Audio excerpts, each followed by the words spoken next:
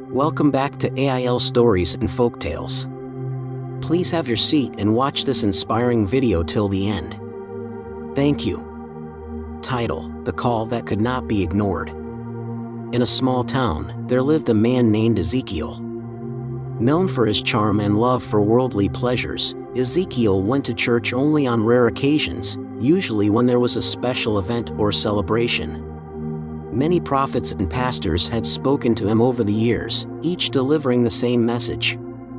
God has a calling for you, Ezekiel. He wants to use you for His glory. Ezekiel would laugh it off, replying, "I'm still enjoying my life. When I'm ready, I'll answer God's call. For now, let me live my life as I please." If you're here and enjoying this space for the first time, kindly subscribe and turn on the notification bell for more interesting and inspiration videos. God bless you. The warning. One fateful evening, Ezekiel was at his favorite bar, surrounded by friends and bottles of alcohol. As the music blared, he suddenly heard a deep, commanding voice in his ear. "Ezekiel, accept my calling now before I punish you." Startled, he looked around but saw no one who could have spoken to him. Dismissing it as his imagination, he went back to drinking. Minutes later, the voice came again. "Ezekiel, accept my calling now before I punish you." This time, Ezekiel grew irritated. "What is this nonsense?" he muttered. When the voice spoke for the third time, louder and clearer than before, Ezekiel shouted, "There's nothing you can do to me. I own my life, and I'll use it as I please." The other patrons in the bar stared at him, puzzled. "Are you okay?" someone asked, but Ezekiel waved them off, embarrassed. The voice spoke one last time that night. "You may own your life, but I own your soul.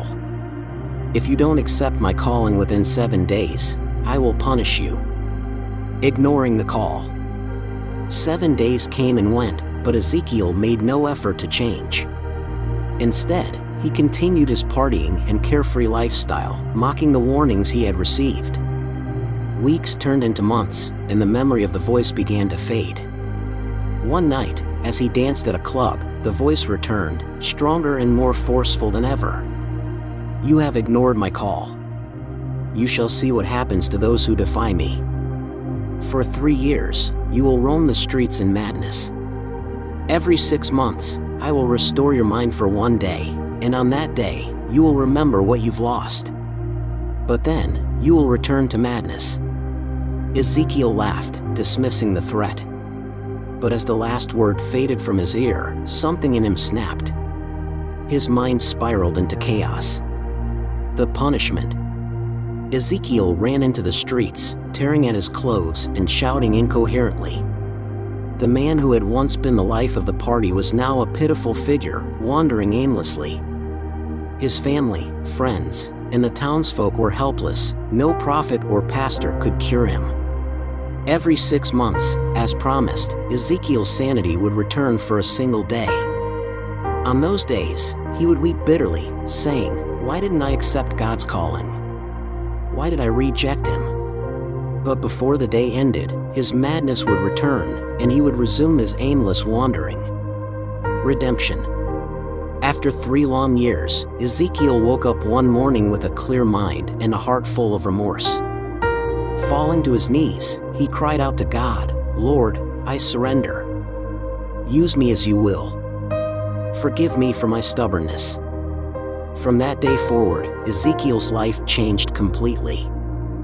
He devoted himself to evangelism, preaching in the streets, villages, and cities about the mercy and power of God. He shared his story, warning others not to delay answering God's call. A worldwide ministry. God began to bless Ezekiel's ministry abundantly. His message of redemption and obedience reached people across the globe, and he became a renowned evangelist. His family, once ashamed and heartbroken, now stood proudly by his side, witnessing the transformation of a man who had once defied God. Ezekiel often concluded his sermons with these words: "Don't wait for God's punishment to answer His call. Surrender today, for tomorrow is not promised." I am living proof of His mercy and His power to restore. And so, Ezekiel's story became a testimony that no heart is too hardened for God, and no life is beyond redemption. The end. Thanks for watching. Don't forget to like, share, comment, and subscribe. Please tell your friends about AIL stories and folktales today. God bless you.